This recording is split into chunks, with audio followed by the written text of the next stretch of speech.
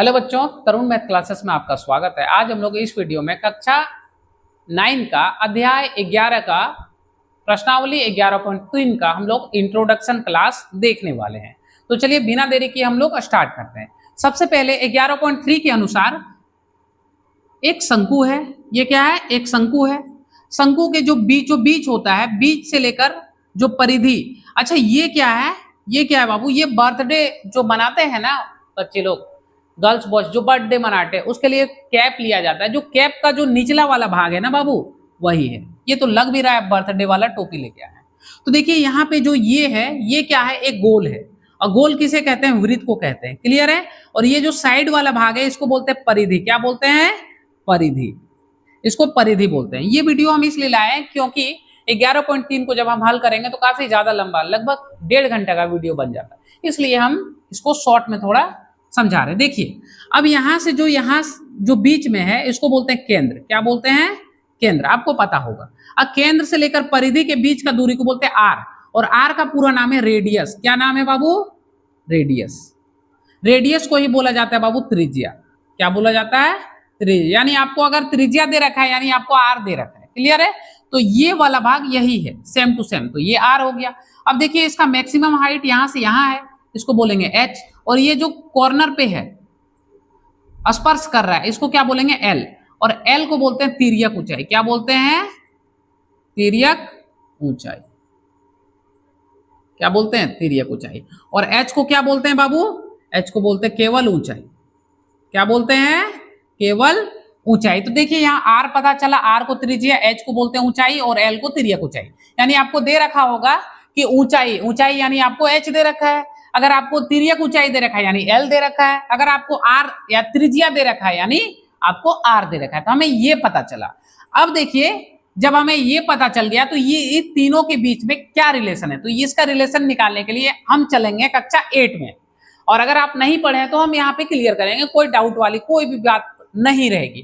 तो ध्यान दीजिएगा, ये है क्या? पाइथागोरस। देखिए ध्यान से, ये पाइथागोरस थ्योरम क्या कहता है कि पाइथागोरस थ्योरम कहता है कि अगर एक समकोण त्रिभुज है तो उसका जो दो साइड का भुजा का अगर स्क्वायर कर दे तो वो तीसरे साइड के भुजा के स्क्वायर के बराबर होगा। इसका मतलब है कि ये भुजा, मान के चलिए ये भुजा ए है, ये भुजा बी है, ये भुजा सी है। देखिएगा ध्यान से, ये भुजा ए है, ये भुजा बी, ये भुजा सी है। यानी यहां से हम बोल सकते हैं कि ए स्क्वायर प्लस बी स्क्वायर बराबर सी स्क्वायर। यानी ये दोनों का अगर हम इसका स्क्वायर कर दें और इसका भी स्क्वायर कर दें तो ये अकेले के स्क्वायर के बराबर हो जाएगा। क्लियर है? जैसे मान के चलिए यहां पे दे दिए 2 और यहां दे दिए 3, या तो यहां दे दीजिए 4 और यहां 3। तो देखिए ए और यहां दे दीजिए आप 5। क्लियर है? अब देखिए यहां 4 है, ए की जगह 4 यानी 4 का स्क्वायर कीजिए, बी की जगह 3 है यानी 3 का स्क्वायर कीजिए, सी की जगह 5 है यानी 5 का स्क्वायर कीजिए। देखिए इधर का स्क्वायर और इसके स्क्वायर के बराबर हो जाएगा। देखिए 4 का स्क्वायर 16 प्लस 3 का स्क्वायर 9 बराबर 5 का स्क्वायर 25। 16 और 9 25 यानी 25 बराबर 25। देखिए दोनों बराबर हुआ कि नहीं? इसलिए कहता है कि ए स्क्वायर प्लस बी स्क्वायर बराबर सी स्क्वायर। यानी समकोण त्रिभुज के दो भुजाओं का योग, दो भुजाओं का स्क्वायर का योग तीसरे भुजा के स्क्वायर के बराबर हो जाएगा। तो यहां पे यही वाला बात होने वाला है। तो ध्यान दीजिएगा, यहाँ ए बी सी की जगह सिर्फ आपका देखिए यही सेम टू सेम है बाबू, एकदम सेम टू सेम है। सिर्फ ए बी सी की जगह क्या है? आर एल और एच है, बस यही अंतर है। तो ध्यान दीजिएगा, हम इसको बनाते हैं। देखिए इसको मिटाते हैं, त्रिभुज रहने देते हैं, समकोण त्रिभुज। सिर्फ हम देखिए क्या करेंगे, सिर्फ हम चेंज करेंगे नाम को। देखिए यहाँ एल है, एल, यहाँ एच है तो एच, यहाँ क्या है? आर। क्लियर है?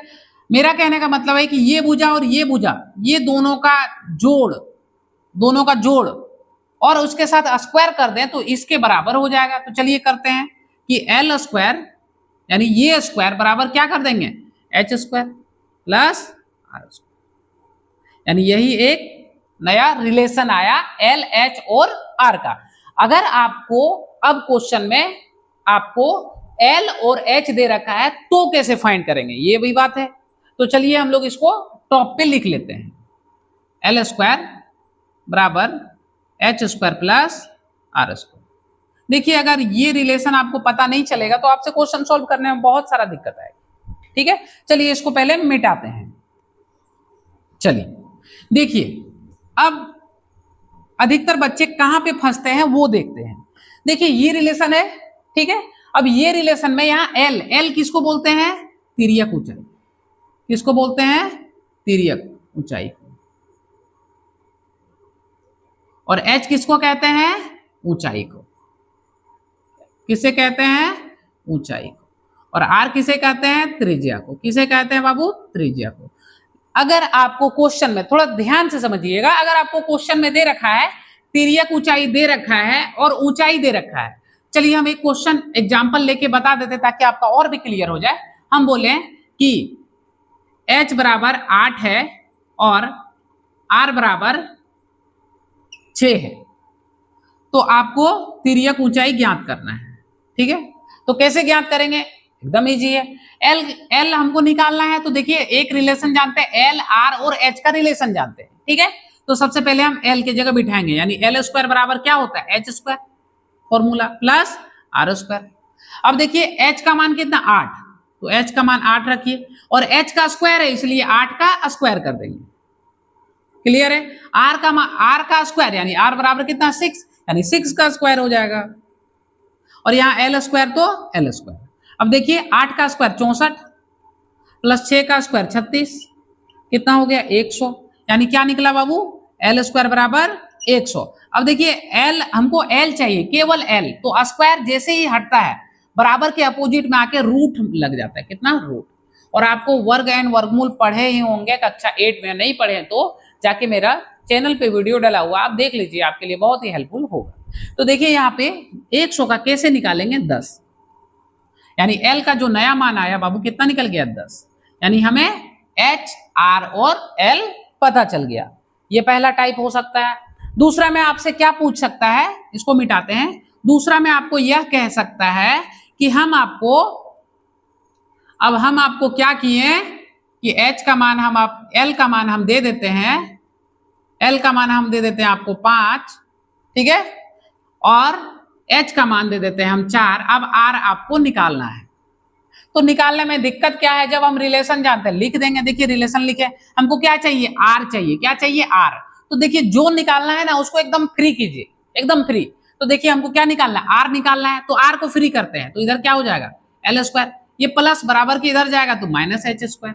सर क्यों कर दिए? क्योंकि बाबू हमको आर चाहिए ना, तो आर को फ्री करना पड़ेगा।